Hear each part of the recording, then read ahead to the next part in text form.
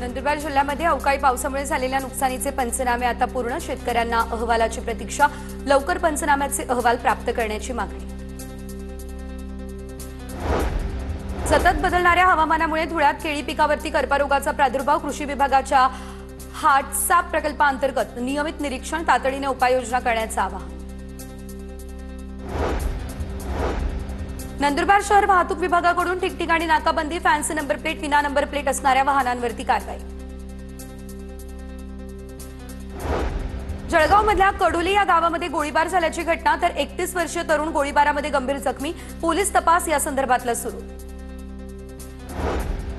Jalgaon MIDC परिसरामध्ये गोळीबारातील जखमी कामगाराचा झाला मृत्यू. 20 वर्षीय कामगार राजन शेख यांचा मृत्यू. आरोपी फरार. गुन्हा दाखल. MIDC पोलिसांकडून शोध सुरू.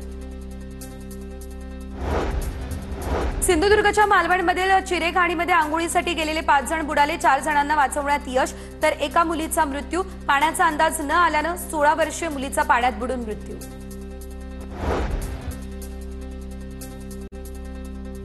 रत्नागिरीमधल्या पांगारी दापोली मार्गावरती ST बस पलटी. बसमधील काही प्रवासी किरकोळ जखमी. रस्त्याच्या दुरावस्थेमुळे अपघात झाल्याचा आरोप.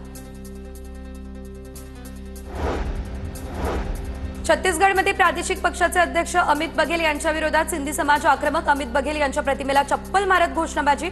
सिंधी समाजाबाबत केलेल्या आक्षेपार्ह वक्तव्याचा निषेध.